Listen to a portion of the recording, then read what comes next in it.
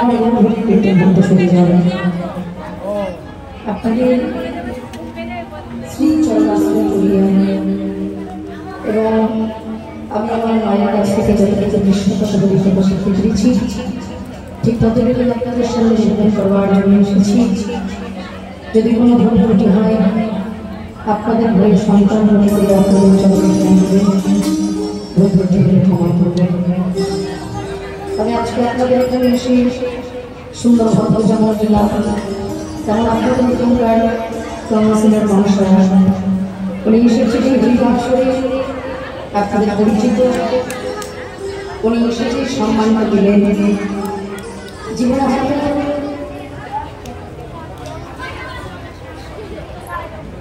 হয়তো আমাদের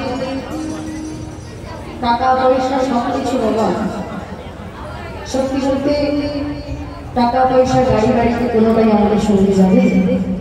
আমরা নিজেকে যত সুন্দর করে সাজিয়ে রাখি না কেন কোনো কিছুই আমাদের সঙ্গে যাবে না।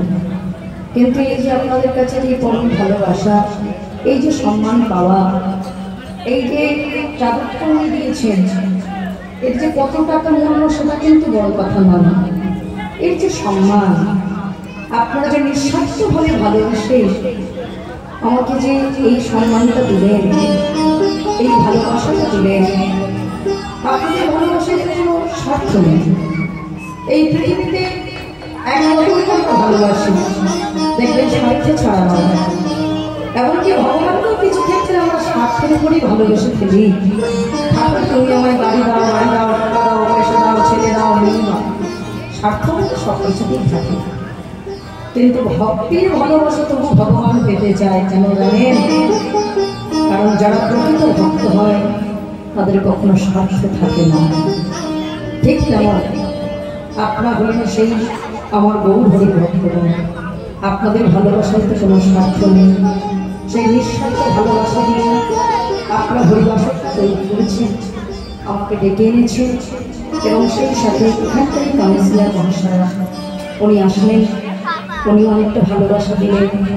সেই ভালোবাসায় যতদিন পৃথিবীতে আমরা হয়তো দৃশ্যমান করতে পারবো, যতদিন বেঁচে থাকবো, আপনাদের কাছ থেকে ভালোবাসা পেলেই হয়তো আমাদের জীবনটা ধন্য হবে। আজকে আমরা যে গৌরী কথা, কৃষ্ণ কথা আস্বাদন করব না, তবে প্রথমে আরেকটা কথা বলি যেটা না বললে নয়। আমার গৌর হরির পার্শ্বর ভগবান অগ্রত আছে, আস্তে আস্তে একটু আস্তে আস্তে। এখন আপনারা যার জন্য আমাকে চিনতে পারেন আজকে আর কি, এই কীর্তন জগতে আমি যার জন্য গৌর প্রিয়া হতে পেরেছি, আমার নিজের মাও ছিলেন একজন কীর্তনিয়া, নাম সারথীদাসী মন্ডল। তবে একটা দুঃখের বিষয় মা, আমার মায়ের কাছ থেকেই তো আমি কীর্তনটা শিখেছি, হাতে ধরেই আমার মায়ের মাকে কীর্তনটা শিখিয়েছে। কিন্তু এখন বর্তমানে সেই মা আমার আর বেঁচে নেই।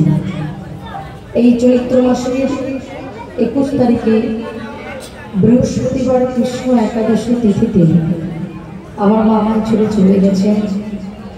বেশি বয়স হয়নি, আমার 52 বছর বয়স, কোনো রোগও হয়নি, কোনো রকম অসুস্থতাও ছিল না, হঠাৎই চলে গেলে। মা কীর্তন করে একটা বড় মন্দির করেছিলেন, দোতলা মন্দির, গোপালের মন্দির। সবসময় বলতো তোমার কিন্তু দুটো ছেলে নিয়ে আমার নয়, আমার গোপাল হলো আমার আরো একটা ছেলে। গোপালের কাছে দিনে দিতে নমস্কারই করে থাকি।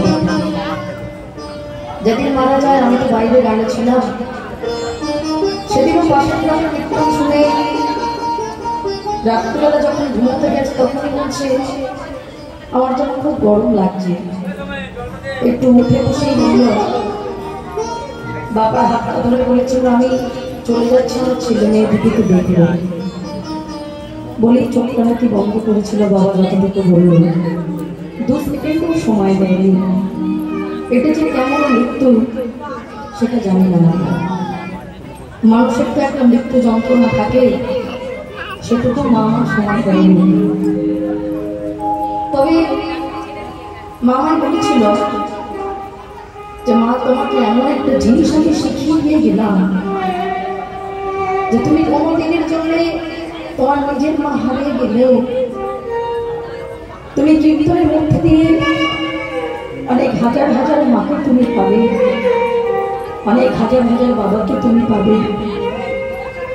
ভেবেছিলাম কি করে যেন গান গাইব, এতটা কম বয়সে মা আমাদের ছেড়ে চলে গেল। হয়তো কোনো অসুস্থ থাকলে তাও হয়তো মানা যেত, কোনো অসুবিধাই ছিল না। মা নবদ্বীপ জোর করে ঘুরতে চলে গেল দোল পূর্ণিমায়, তার কিছুদিন পরেই মারা গেল। সবাই বলে মা আমরা ভালো করেছি বৃহস্পতিবার কৃষ্ণ একাদশী তিথি, কিন্তু মনটা কি আর মানে? আমরাই কীর্তনের আসলে বলি যে আমাদেরকে একদিন চলে যেতে হবে, কিন্তু সেটা মনে হয় সময় গেলে এতটা কষ্ট হয় না, বড় দুঃসময় চলে গেছে তো। কিন্তু তবু কেন কষ্ট হয় জানেন? একটা দিন পার হয়েছে, প্রায় 2 মাস হতে গেল, তবু তো পিতামাতা জিনিসটা ভোটার নয়। এ জগতে অনেক জায়গায় পিতামাতা সন্তানের কাছে বড় বোঝা হয়ে যায়। বাবা বোঝা যদি না হতো তাহলে কি আর বৃদ্ধাশ্রম তৈরি হতো? কিন্তু সন্তান এটুকু বোঝে না যে পৃথিবীতে টাকাটাই আমাদের কাছে সুখ নয়। আমার কাছে তো আমার মায়ের আশীর্বাদে এখন কোনো অর্থের অভাব নেই, কিন্তু তবু তো বড় অভাব। পিতামাতা যে কত বড় সন্তানের কাছে কতটা দামি সম্পদ, ভগবানের পরে যদি কেউ জায়গা পায় সেটা হলো পিতামাতা।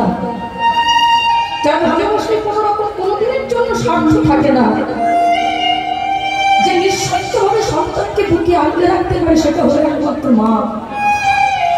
আমরা তো অবহেলা করি, কিন্তু মা যদি কারোর মাথার উপর থেকে পিতামাতা নামক ছত্র ছায়াকে একবার সরে যায়, সেই বোঝে যন্ত্রটা ঠিক কোথায়। এই জন্যে যার হারিয়েছে সেই হয়তো বোঝা, আর হয়তো বোঝা সম্ভব নয়। হারিয়ে গেলেই বোঝা যায় যে কতটুকু দামি আমাদের কাছে তারা ছিল। আজকে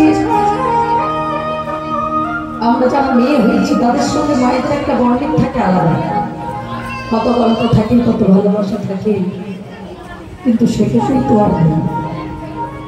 এখন আনন্দ হাসি সবটাই যেন একদম বেরোনির, কোনো রং নেই যার মধ্যে। কিন্তু কীর্তনের আসলে ততক্ষণ হয়তো একটু ভালো লাগা, তাছাড়া ভালো লাগাটা বড় কঠিন লাগা, বড় কষ্টের। মা ছাড়া দুনিয়ায় সব কিছু আছে, কিন্তু তবু যেন মনে হয় কিছু আসবে। যাই হোক, তবু তো বেঁচে থাকতে হবে, এটাই হয়তো জীবন, এটাই হয়তো লড়াই। আমার সেই দুঃখের কথাগুলো বলে আমি আপনাদের হরিবাসরে আর মনটাকে ভার করব না। এটুকুই বললাম, যেহেতু মা তো আমাকে কীর্তনটা শিখিয়েছে, তাই মায়ের কথাগুলো না বললে মনটা বড় কষ্ট হয়, তাই বললাম। তাই যেমন হরি তিনি আজকে ভাবলেন কলিযুগের মাটিতে কলির জীবের হরিনাম ছাড়া তো কোনো গতি নাই। কারণ এদের আয়ু ঠিক কম। কি মায়েরা, আমাদের আয়ু কম নয়? আমরা আজ বেঁচে আছি, আজ আমি কীর্তন গাইতে পারছি, কাল তুমি কীর্তন গাইতে পারবো না। এই যে আমরা সবাই মিলে কীর্তন আজকে আপনারা দেখুন, আমরা সবাই মিলে আস্বাদন করছি।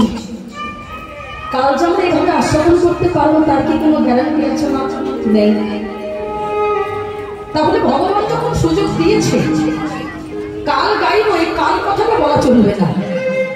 1 ঘন্টা বাঁচবো কিনা আমরা জানি না, সুযোগ যখন দিয়েছে সুযোগটা কেন হাতছাড়া করবো? আমরা যতক্ষণ পারবো তার নামটা গাইবো না। ভাবলেন কলিজীবের আয়ু খুব কম, কিন্তু এদের উদ্ধারের পথ হলো একমাত্র হরিনাম। তাই তিনি কি করলেন? অসাধনে, মানে যার কাছে চাইতে হলো না, বিনা সাধনে সবার দ্বারা হরিনাম প্রচার করলেন। যার কাছে চাইতে হলো না, যিনি চেঁচিয়ে দিয়ে দিলেন। কেমন ভাবে জানো? অসাধনে চিন্তা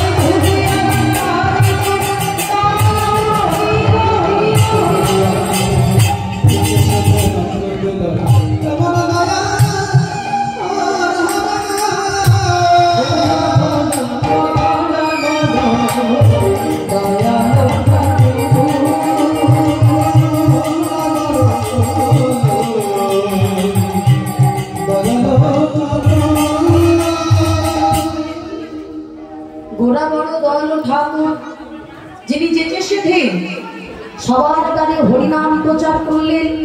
কিভাবে হরিনাম প্রচার করলেন? না হাতেও ধরলেন আবার পায়েও ধরলেন। কেন? হ্যাঁ মায়েরা, যিনি হলেন আমাদের ভগবান, কলির ভগবান, তিনি হাতেও ধরলেন আবার পায়েও ধরলেন। কেন? যিনি ভগবান তিনি পায়ে কেন ধরতে যাবে? কথা খুব ড্রাই হয়ে গেছে, খুব ড্রাই হয়ে গেছে, কথাটা হালকা থাকবে। তাহলে ভগবান তিনি আজকে হাতে ধরছে আবার পায়ে ধরছে কেন বাবা? যিনি কলির ভগবান তার কি বাবা পায়ে ধরার খুব দরকার ছিল? কি বলেন না? আমরা কলির জীব, আমরা উদ্ধার হব কি হব না, তার জন্য তিনি পায়ে কেন ধরতে গেল? ভগবান বোঝালেন আপনি আচরণে ধর্ম জীবনে শেখায়। আমাকে পেতে গেলে, ভগবানকে পেতে গেলে আমি তোমাদের বুঝিয়ে দিলাম, যদি পেতে চাই কিছু তত আগে হন নিচু। হ্যাঁ, যদি তোমার মনে করো তোমরা কিছু পেতে চাও তাহলে নিচু হতে হবে। কেন জানো? না ভগবানকে পেতে গেলে তিনটে জিনিস অবশ্যই প্রয়োজন। কি কি? এক হচ্ছে ভক্ত পদ ধূলি, দুই ভক্ত পদ ভক্ত জল, তিন হলো ভক্তের ভূমিত অবশেষ এই তিন মহাবল। ভক্তের চরণ ধূলি তাতেই মোর স্নান কেলি, তর্পণ মোর বৈষ্ণবের নাম, বিচারে করিয়া মনি ভক্তি রস আস্বাদনে মধ্যস্থ ভাগবত পুরাণ নিতাই গৌর হরি হরি। এটা কোথাকার বাণী? শ্রীমদ্ ভাগবত গীতা। তিনটি জিনিস আমাদেরকে শিক্ষা দিল যে দেখো ভগবানকে পেতে গেলে তিনটি জিনিস প্রয়োজন।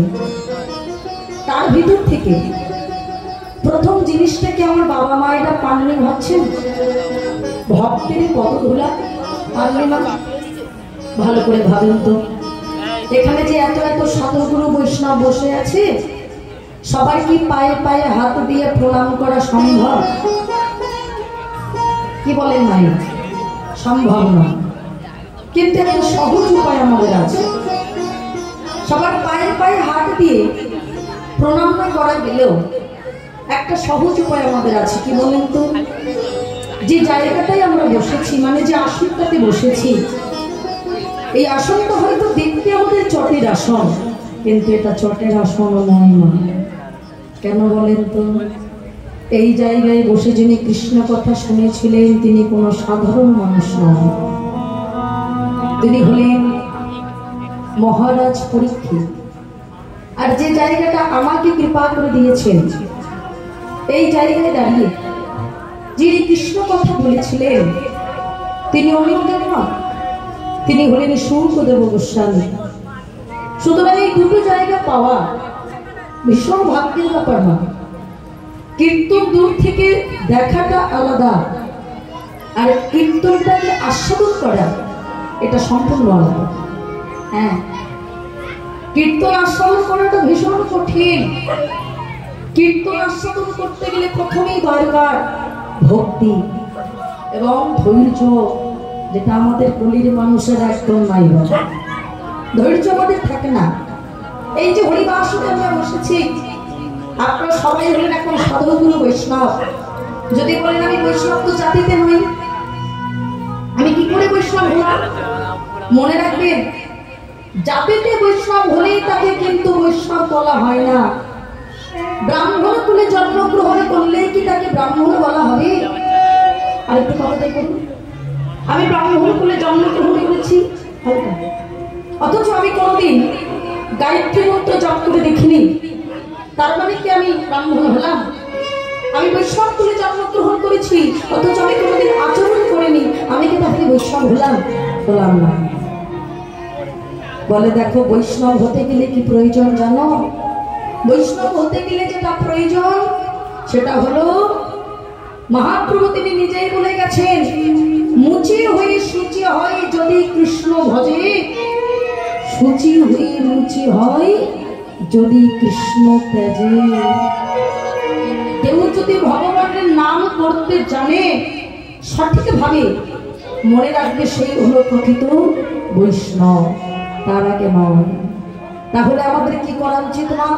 কীর্তন প্রারম্ভে যে আসলে আমরা বসেছি এই জায়গাটায় হাত দিয়ে একটু মাথায় দিতে হবে। কেন বলেন তো?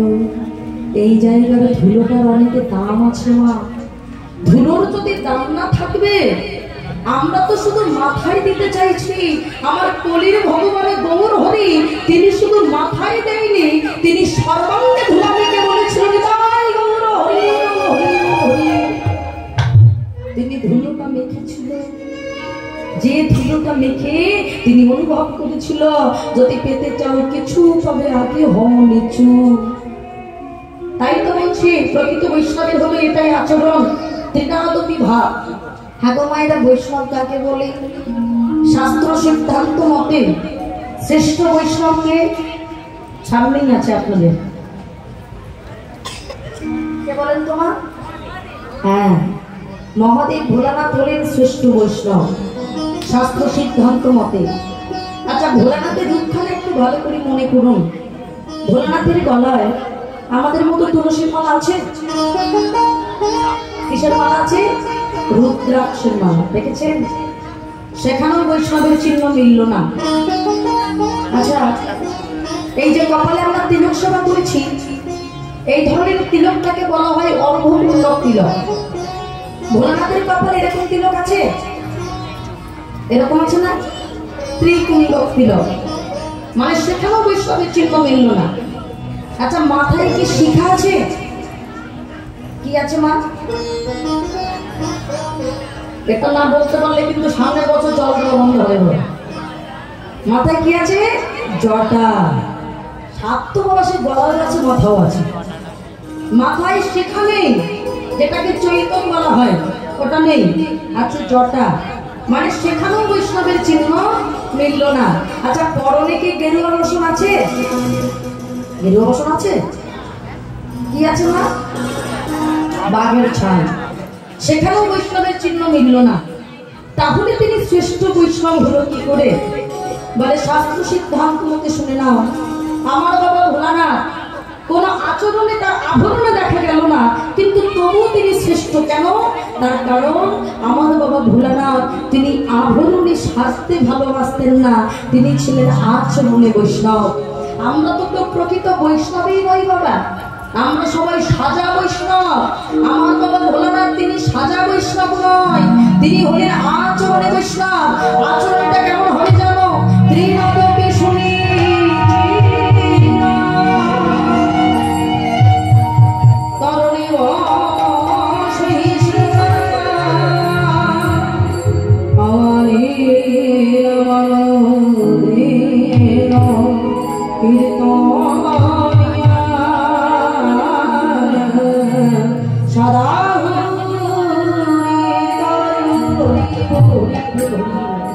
ত্রিনাদ বিভাগ।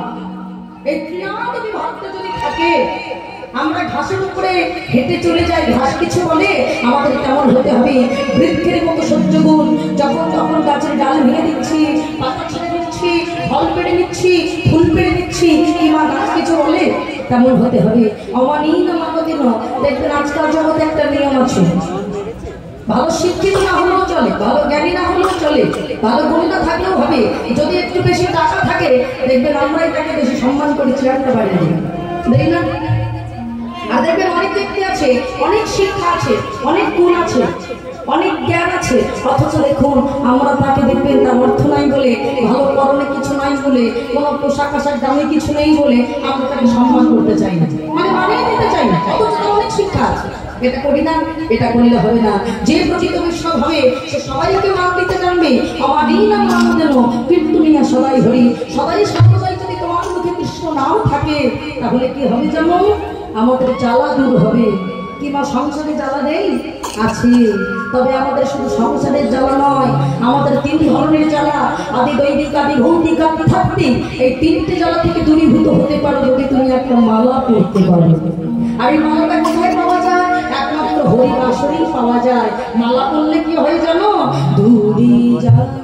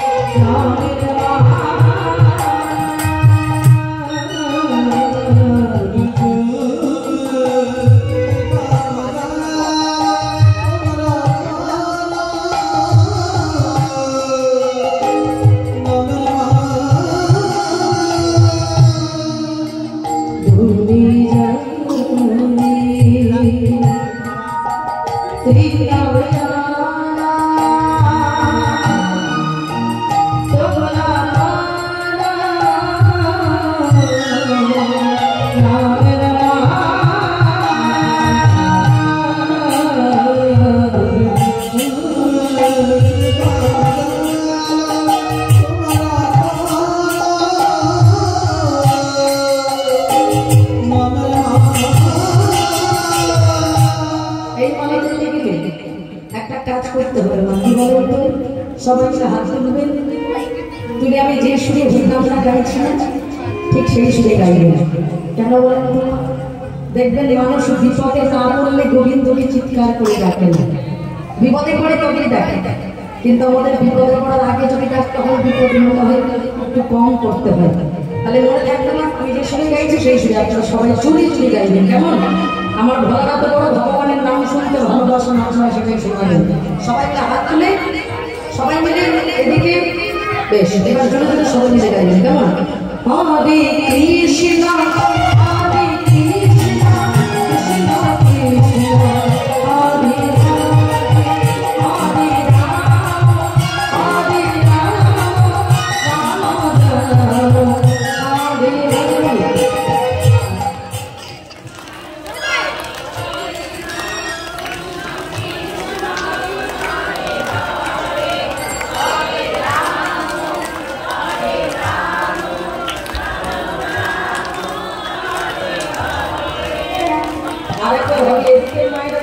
হরে রাম হরে বলি এগ্রিকাল করা ছেলে কি ভগবানের সঙ্গে সে বিপদেই আমরা জীবনে চলব। আর যারা দাঁড়িয়ে আছেন যে সকল মায়েরা এবং আমার বাবারা ভাবছেন কি নামে নাম গাইতে হবে, মানে যারা বসে আছে তাদের শুধু দায়িত্ব না, না সবাই মিলে গাইবে। তবে এটা প্রেম ভক্তির জিনিস বাবা, জোর করে হবে না, সবাই মিলে জোর করে নয়, হাত তুলে সব ভগবানের জন্য গোবিন্দের জন্য সবাই মিলে হাত তুলে এদিকে সবাই মিলে একসঙ্গে হাত তুলে দিয়ে জোরে জোরে গাইবে। কেমন? হরে কৃষ্ণ হরে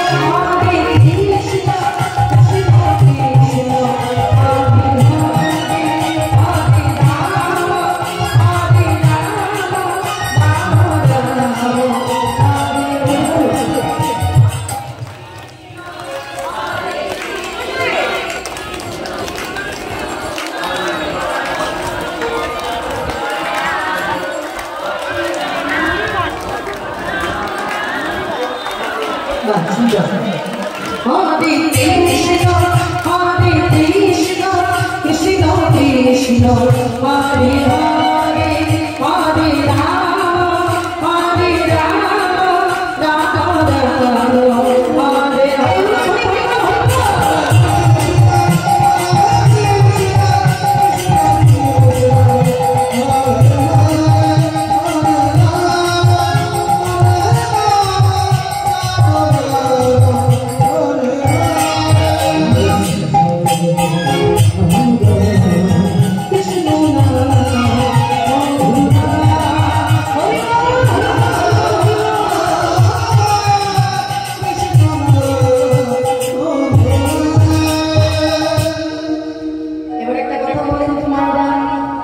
এই যে আপনারা হরিনামটা করলেন, আচ্ছা হরিনাম শুনে বেশি আনন্দ নাকি গেয়ে বেশি আনন্দ? গেয়ে বেশি আনন্দ। কেন বলেন তো?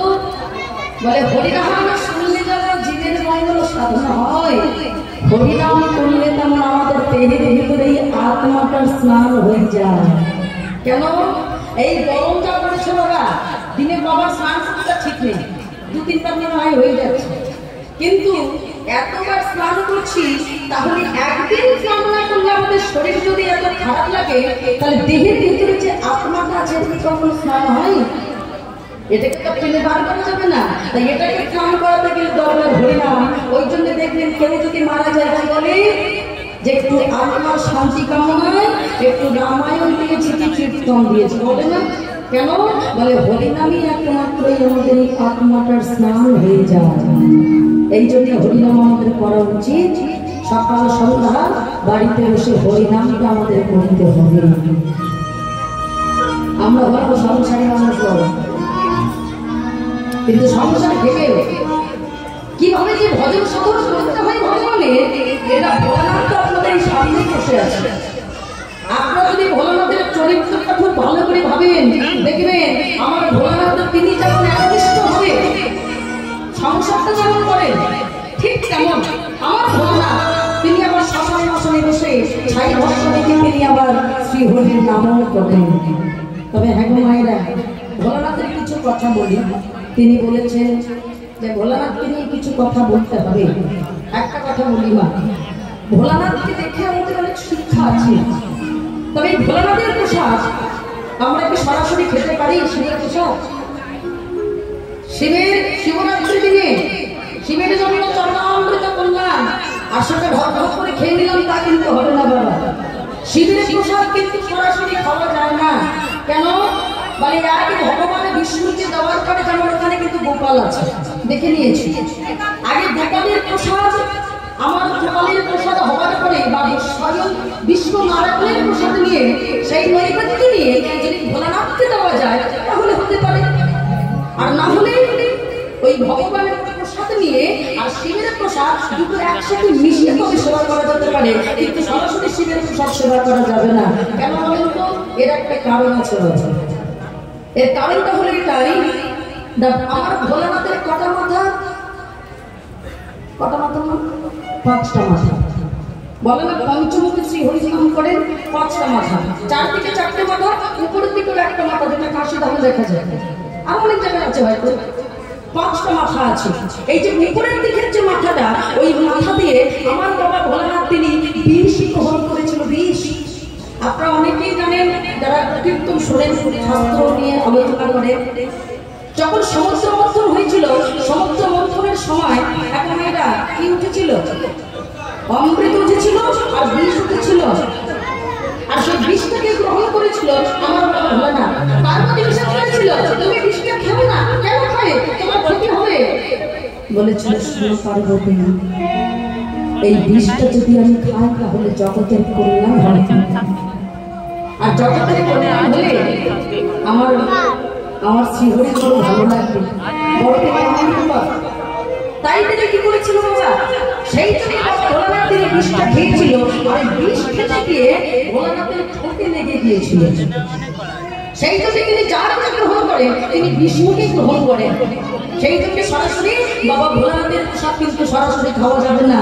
এক ভগবানের বিষ্ণুর নৈবেদ্য নিয়ে তাকে দিতে হবে, কারণ তিনি হলেন পরম বৈষ্ণব। ভগবানের প্রসাদ পাওয়ার যোগ্য বা ক্ষমতা আগে তার আছে, কারণ তিনি শ্রেষ্ঠ বৈষ্ণব, তাকে দিতে হবে। নচেত ভগবানের প্রসাদের সাথে আমার ভোলানাথের প্রসাদটা মিশিয়ে তারপর সেবা করতে হবে, তার আগে নয়। কারণ এটা আমি বলছি না, শ্যামাচরণ কবিরত্ন তিনি বড় বড় করে তার গ্রন্থে লিখে গেছেন বাবা। আরো একটা জিনিস আছে, এই যে শিব, শিব স হলো নিত্য, ই হলো আনন্দ, ব হলো শক্তি। নিত্য আনন্দময় যে শক্তি, সেই হলো বাবা আমার শিব। নিত্য আনন্দময় যে শক্তি, তার কারণ কি? তিনি শ্রী হরির যেমন নাম করেন পঞ্চমুখে, শাসনে বাসনে ঘুরে, আবার তিনি সংসারে গিয়ে আরো একটা কাজ করেন, যেটা বাবা ছবিতে দেখা যায়। তিনি দেখা যায় ছবিতে যে পার্বতীকে কোলে নিয়ে গণেশকে কোলে নিয়ে বসে আছে, আছে না? আচ্ছা, তিনি পার্বতীকে কোলে নিয়ে বসে আছে কেন? মা পার্বতীকে, ছেলেকে কোলে নিয়ে বসে আছে, ঠিক আছে, নিজের স্ত্রীকে কোলে নিয়ে বসে আছে কেন? একবার চিত্রকেতু রাজা একটু ব্যঙ্গ করেছিল বাবা। কৈলাসে গিয়ে চিত্রকেতু রাজা বলেছিল, এ বাবা, এই শিবের কোনো লজ্জা শরম নেই, এখানে নিজের বউকে কোলে নিয়ে বসে আছে। যখন এই ব্যঙ্গটা করে করলো চিত্রকেতু রাজা, সঙ্গে সঙ্গে মা পার্বতী সঙ্গে সঙ্গে বলে বসলো, শোনো রাজা, তুমি অসুরের মতো কথা বলেছ, তোমার মনটা বিষ হয়ে গেছে, তাই জন্য আমি তোমার অভিসম্পাদ করলাম, তুমি অসুর করে জন্ম গ্রহণ করো। চিত্রকেতু রাজা বলেছিল, মা আমি অসুর হই তাতে দুঃখ নাই, তবে আমি যেন আমি অসুর হই দুঃখ নেই, তবে আমি যেন ভগবানের নাম করতে পারি, ভগবানের চরণ যেন পাই। সেই চিত্রকেতু রাজা অভিসম্পাদের কারণে হয়ে গেল বৃত্তাসুর। পরবর্তীতে তিনি ভগবানের পদপদ্ম লাভ করেছিলেন। কিন্তু যে কথাটা বলে গিয়েছে মায়ের আপনি ভালো করে ভাবেন তো, এই সমাজের কথাটা শুনলে মানুষ কেমন ব্যঙ্গ করবে যে ভোলানাথ কিনা নিজের বউকে কোলে নিয়ে বসে আছে। কেন বসে আছে জানেন? এর অনেক বড় তত্ত্ব আছে। কারণ প্রথম যখন ভাগবত কথা বলেছিলেন কে? ভাগবত কথাটা যখন প্রথম বলেছিলেন আমার বাবা ভোলানাথ। আর এই ভাগবত কথাটা শোনাচ্ছিল কাকে? মা পার্বতীকে।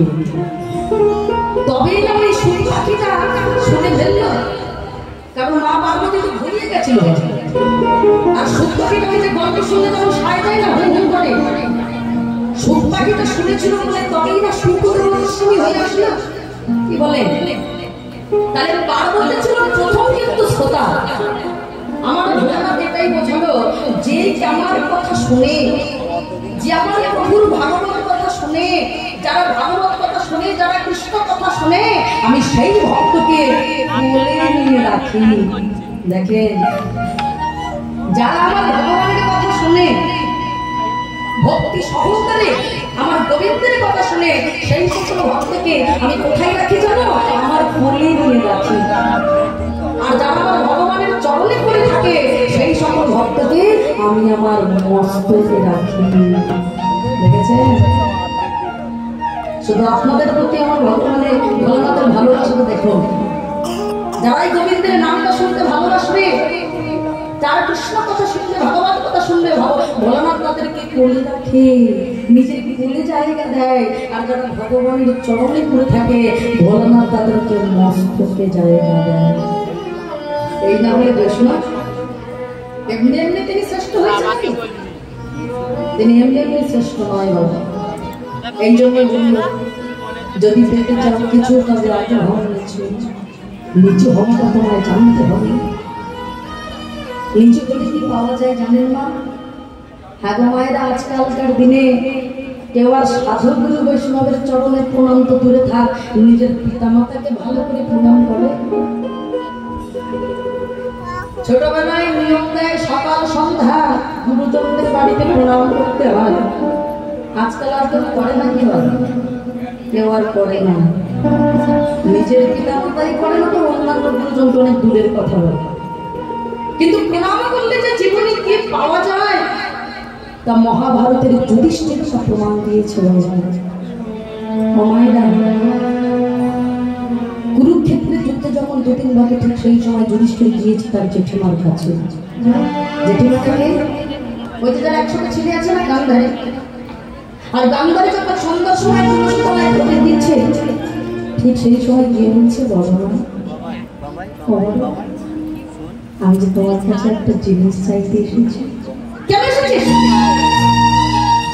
দূর হয়ে যা, আমি তো তোর দেখতে চাই না। যে আমার 100টা ছেলের সঙ্গে তোদের 5 ভাইয়ের যুদ্ধ, আর 2 দিন বাকি। এখন তোরা আমার শত্রু, আর আমিও তোদের শত্রু। কেন এসেছিস?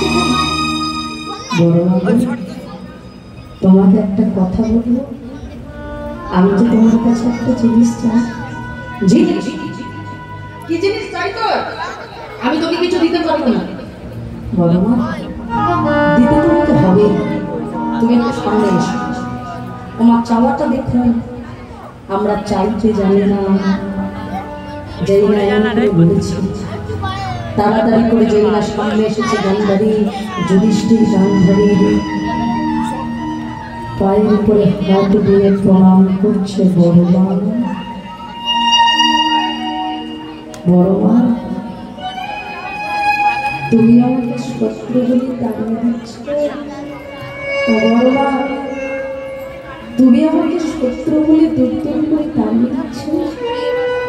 কিন্তু জানো বড় মা, তুমি আমাকে শত্রু ভাবলে আমি কিন্তু তোমাকে শত্রু ভাবি না। বড় মা, শোনো না, তুমি তো মনে মনে চাও যে তোমার 100টা ছেলে বেঁচে থাকুক, আমরা 5 ভাই যেন মরে যাই, এটাই তো তুমি চাও। আমি তাই তোমার কাছে একটু আশীর্বাদ নিতে এসেছি। জানো বড় মা, আমি আমার নিজের মাকে এখনো পর্যন্ত প্রণাম করিনি, কারণ তুমি হলে আমার বড় মা। যারা সংসারে বড় মা হয়, যারা সংসারে জেঠিমা হয়, তারাই তো বড় মা হয়। বড় মা, আমি তোমার পায়ে হাত দিয়ে একটু প্রণাম করে আশীর্বাদ চাইছি। তুমি আমার মাথায় হাত দিয়ে একটু আশীর্বাদ করো, এই যুদ্ধে যেন আমার যেন মরণ হয়। শুধু তাই নয়, আমি এ জন্মে যেমন কৃষ্ণ ভক্ত হয়ে বেঁচে আছি, আগত জন্মে আমি আবার যেন কৃষ্ণ ভক্ত হয়ে জন্ম নিতে পারি। বলেন তো, যত বড় পাশানে থাক, কারবার রাগ থাকে, কারণ তার রাগ থাকে না। যেই এমন করে পায়ে হাত দিয়ে প্রণাম করে, যেই এমন করে মৃত্যুর আশীর্বাদটা চেয়েছিল, সঙ্গে সঙ্গে গান্ধারী আমার বুকের ভেতরে জড়িয়ে ধরেছে যুধিষ্ঠির। ও বাবা, আমি তোকে শত্রু বলে দূরে দূরে করে তাড়িয়ে দিচ্ছি, আর তুই কিনা আমারই পায়ে হাত দিয়ে মৃত্যু ভিক্ষা চাইছিস। আমি তোকে আশীর্বাদ করছি বাবা, এই যুদ্ধের কি পরিণতি হবে জানিস? আমি তোর বড় মা হয়ে আশীর্বাদ করছি, এই যুদ্ধের পরিণতি হবে ধর্মপক্ষের হবে জয়, অধর্মের হবে নিশ্চিত পরাজয়।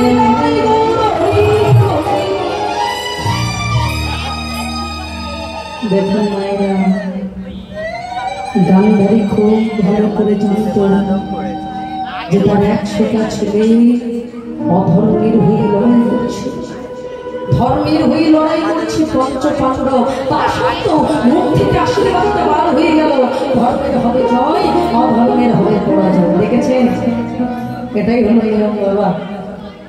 আমরা সবাই মানুষের মতো দেখতে হয়েছি, তাই বলে আমরা সবাই মানুষ হতে পারি নাকি না? বলে দেখো, মানুষ কুলে জন্ম নিলে মানুষ বলে না, মানুষ হবে জাগবে যেদিন তোমার আধ্যাত্মিক চেতনা।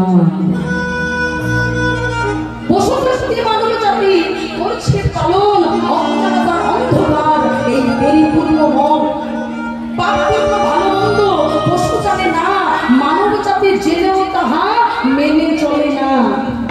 ইউনিভার্সিটি ডিগ্রিদের আছে কত শত, তথাপি আর চরমবলন যেন মূর্খের মতো।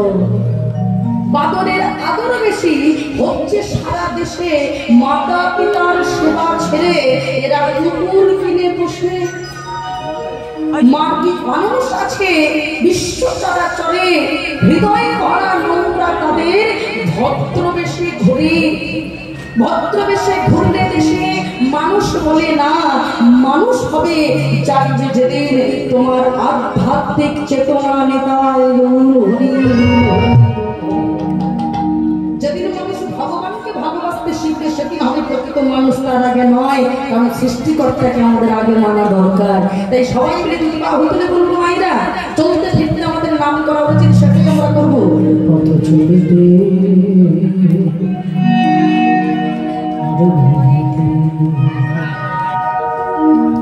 তোরা গাহ কৃষ্ণ নাম মধুর নাম ভগবানের নাম।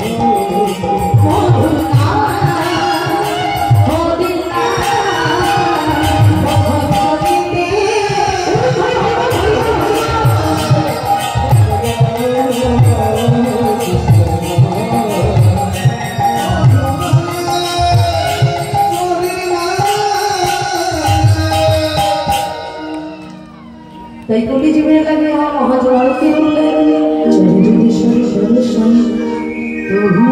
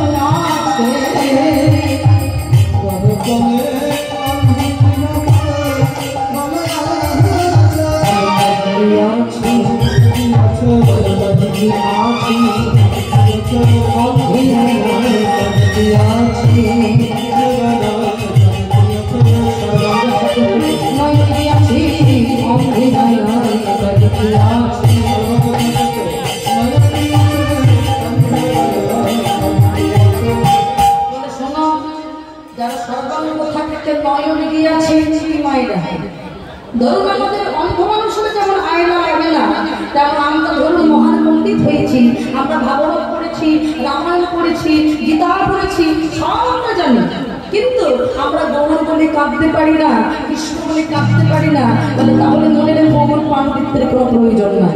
কারণ ভগবানকে পেতে গেলে পাণ্ডিত্য নয়, ভগবানকে পেতে গেলে যেটা দরকার সেটা হলো ভক্তি এবং চোখের জল। তাই সেটাই করতে হবে।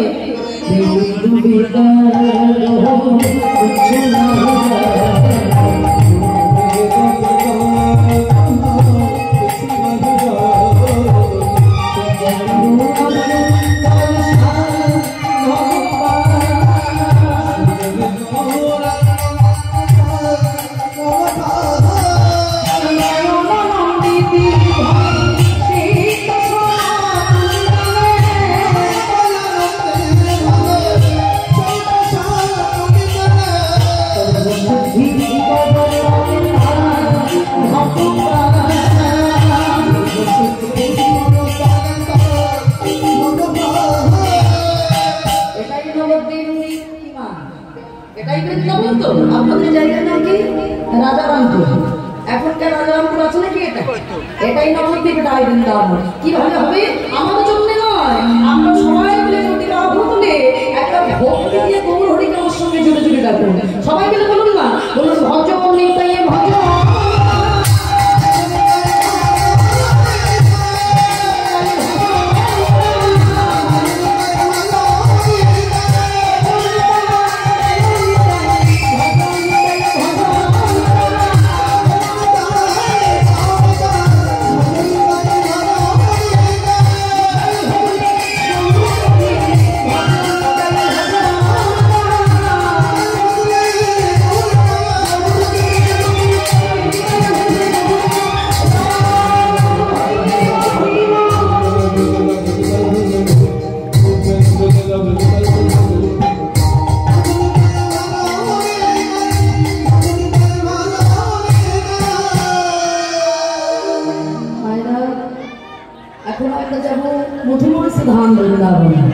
তবে যে ভক্তের কথা শুনবো, এই ভক্তের কথা শুনতে গেলে আমাদেরকে বৃন্দাবন থেকে আবার ঘুরে আসতে হবে, যেটা আমি একটু বর্ধমান জেলা। কিন্তু যতই আমরা যত লীলায় শুনি না কেন, রাধারানীর কৃপা ছাড়া হবে না। আগে আমাদের, কারণ তিনি হলেন ভগবানের পরম ভক্ত, আগে রাধা একটু করতেই হবে। তাহলে মায়ের একটু জোরে জোরে জয় ধ্বনি হয়ে যায়, জয় ধ্বনি।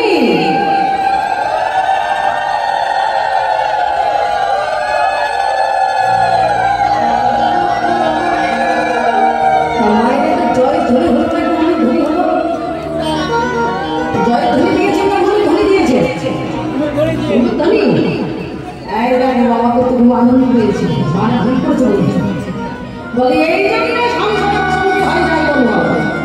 হ্যাঁ, এই বাবা বলে ভুল জয় ধনী করে দিয়েছে, উনি ধনী হবে। সবাই মিলে জয় লাগে দিতে হবে না, ভুল লাগবে। হ্যাঁ, সবাই মিলে বাবা ভুলে বলবো জয় রাধারানী কি না, হাত যতটা উঠতে যে জয় যতটা হবে, জয় শ্যাম সুন্দর কি। এটা ঠিক আছে, জয় বৃন্দাবন ধাম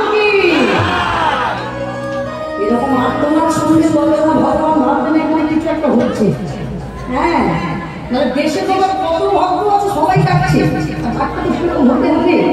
তাহলে মায়ের জন্য আমরা সবাই মিলে একটু মুঠোফোন ধাম বৃন্দাবনে ঘুরে আসি। সবাই মিলে হাতে তালি দিয়ে সঙ্গে যারা ছেলে দুটো দড়ি ওটাও করবেন। সবাই মিলে মুখ দড়ি করে একসঙ্গে হাত শুনে আমার মন পাখি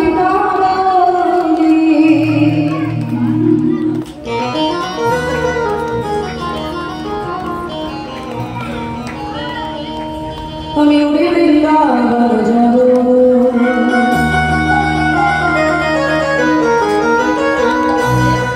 বৃন্দাবনে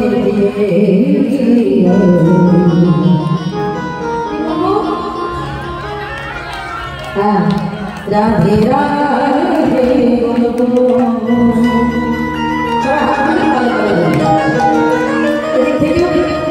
পিছন দিকে আমার মন পাখি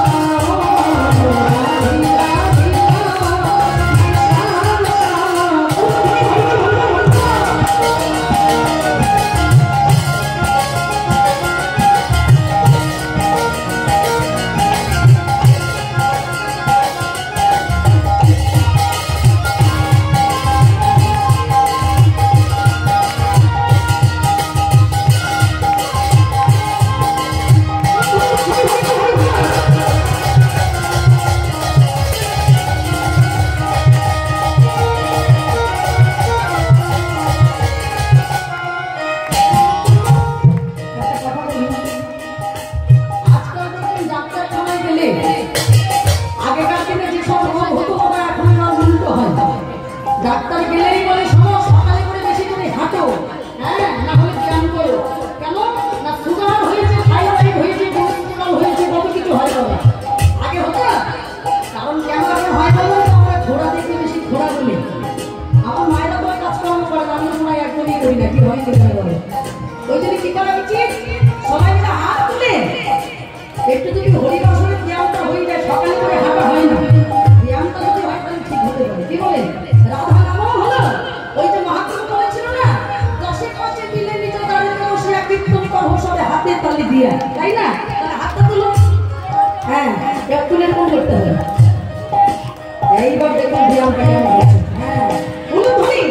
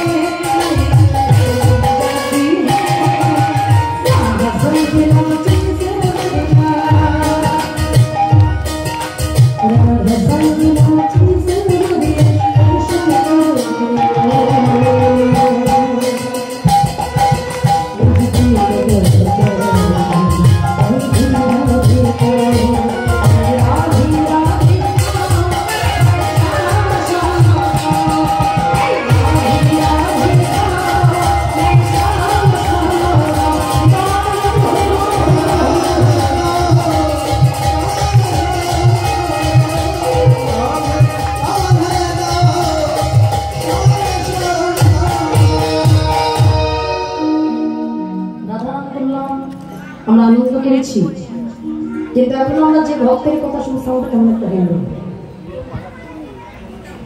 এখন আমরা যে ভক্তের কথা শুনবো, এই ভক্তের কথা শুনতে গেলে আমরা যাবো কোথায় মা? নবদ্বীপের খুব কাছাকাছি বর্ধমান জেলার কাটোয়া মহকুমার অন্তর্গত শ্রীখণ্ড গ্রাম।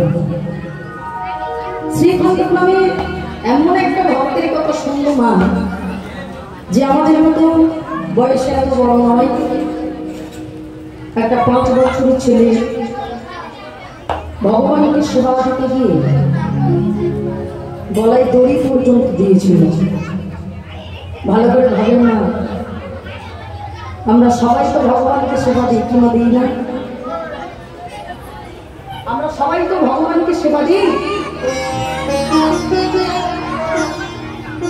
কিন্তু ভগবানকে আমরা যখন সেবা দিই,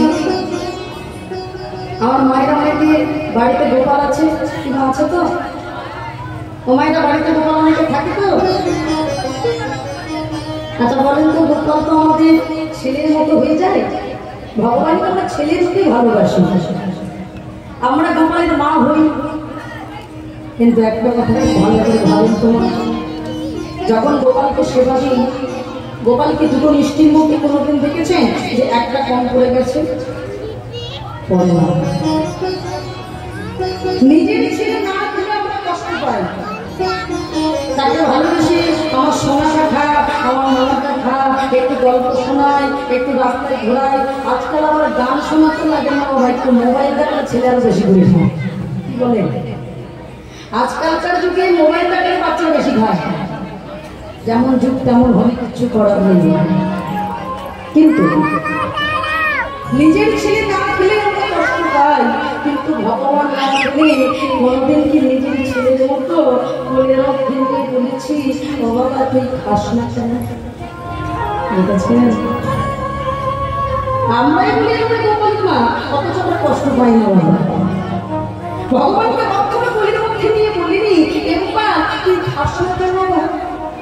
ভগবানকে বলে জানেন, তোরা আমাকে যেটুকু দিস সেটা তো দিতে হয়, তাই দিস, মানে নিয়মটা করিস, কিন্তু ভালোবেসে কি আর দিস? কেউ যদি আমাকে ভালোবেসে একবার দেয়, আমি তার কাছে বিষ পর্যন্ত খেতে পারি না। ভগবানকে বিষ খাইনি, মনে করে দেখেন তো ভগবানকে বিষটা সে দিয়েছিল, মনে করেন। 6 দিনে কৃষ্ণকে মানে বলে পুতনা রাক্ষসের সুন্দরী সেজে কোলের ভেতরে গোপালকে নিয়েছে। গোপাল একবার খানা ভাবে নিজের দুধে বিষ মিশিয়েছে। ও মায়েরা 6 দিনের ছেলেকে মারতে গেলে কারোর বিষ লাগে? ও তো হাত দিয়ে গলায় বেঁধে দেওয়া যেতে পারত, কিন্তু না, ভালোবাসাটা শুধু ভাবে আমি নিজের দুধ খাওয়াবো। কোলের ভিতর নিয়ে বলছে গোপাল একবার খানা বাবা। ভগবান মুচকে মুচকে হাসছে। কিরে গোপাল হাসিস কেন? হাসবো না, ওরে ভূতো না, এই জগতে সবাই আমায় রাজভোগ দিয়ে পেতে চায়, তারা আমার পেল না, আর তুই কিনা আমাকে বিষ দিয়ে পেয়ে গেলি। ওরে ভূতো না, কেউ যদি ভালোবেসে আমার একটু বিষ্ণ দেয়, তবে যদি সেটাও গ্রহণ করতে পারে। ভালোবেসে তো কেউ আমায় দেয় না, কেউ তোকে তোর মতো করে ভালোবেসে দেয়, আমি তার কাছে বিষ পর্যন্ত খেতে পারি। আজকে তেমন একটা ভক্তের কথা শুনবো না, যে ছোট ছোটটা ভগবানকে সেবা দিতে গিয়ে ভগবান খাবে না কেন? পাথরের ঠাকুর কেন খাবে না? ছোট্ট ছোটটা বুঝতে হয় কেন খাবে না বলে গলায় দড়ি দিতে গিয়েছিল বাবা। অচল ভগবান পাথরের ঠাকুর সচল হয়ে নিজের হাতে নাম খেতে বাধ্য হয়েছিল, সেই কথাই আমরা শুনলাম। সেই ভক্তির পিতা মুকুন্দ সরকার আর তার ভাই নরহরি সরকার দুইজনে বলে বসলো, দেখো সংসার আমরা করবো না, যে সংসারে এত জ্বালা, যে সংসারে এত যন্ত্রণা, যে সংসারে এত মায়া মোহ, চলো আমরা সবাই মিলে আমরা দুই ভাই মিলে সংসার পরিত্যাগ করে ওই রাধা কৃষ্ণ মিলেমিশে যিনি গোড়া হয়ে এসেছে আমরা তার চরণে যাব। নবদ্বীপের বাড়ি থেকে দেখতে প্রভাত সময় শুরু ধীরে ধীরে আমার মহাপ্রভু হরিনাম করছে। হ্যাঁ, তবে তার একই অঙ্গে যেন রাধা, একই অঙ্গে যেন কৃষ্ণ। তার ভাবটা দেখে কি মনে হয় যেন আহারে আমার মনের ভাবটা কেমন যেন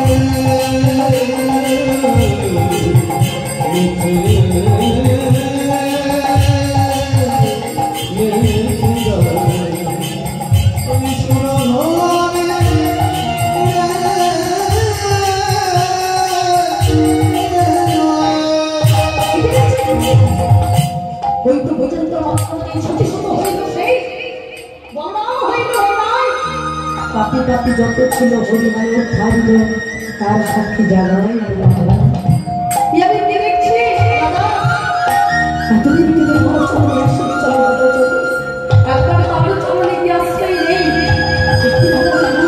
দেখাবে রূপ আমি দর্শন করছি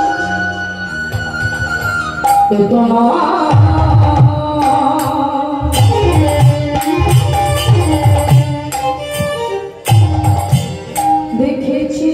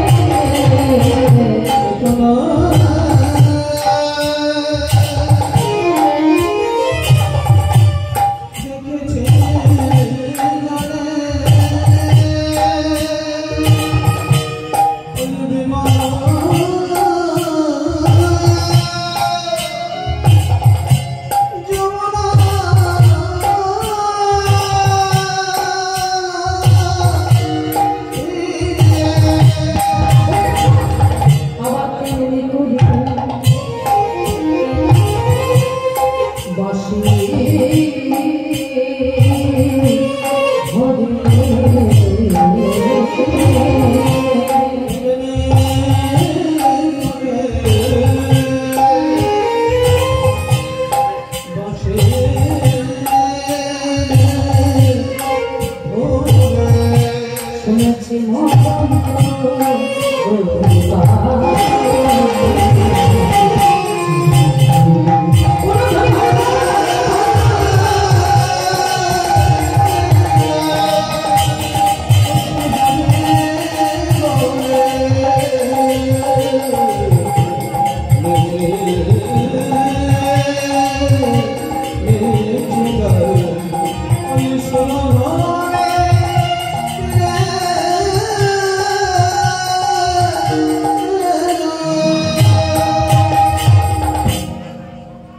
মহাপ্রভু আমার কীর্তন করছেন।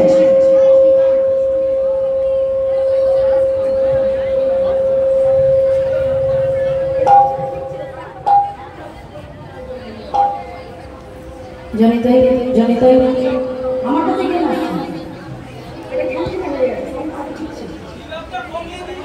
জনিতাই জনিতাই চলা বিশ্ব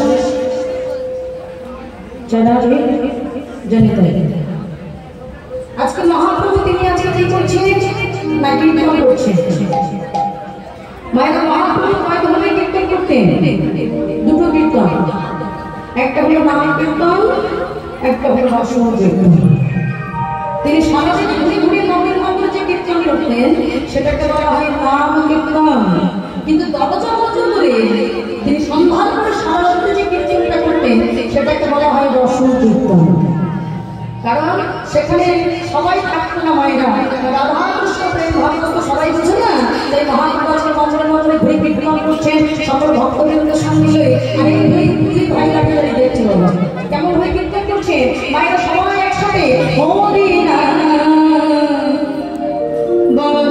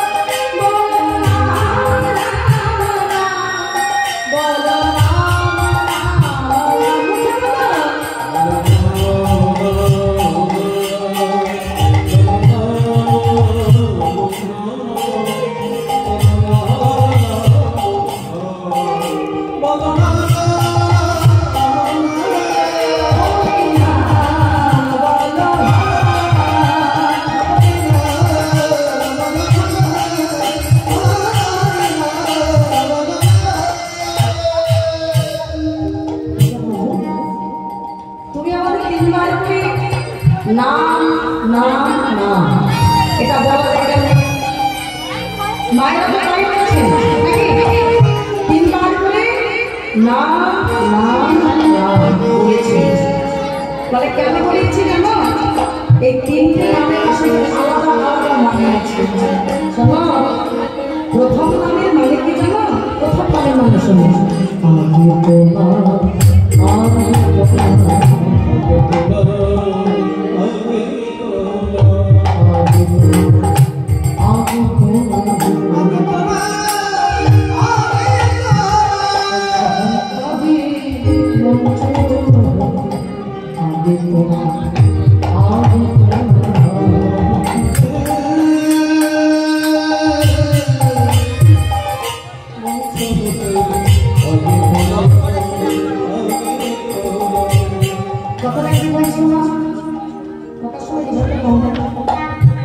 অহংকারের মঞ্চ হতে আগে তোমাকে নামতে হবে।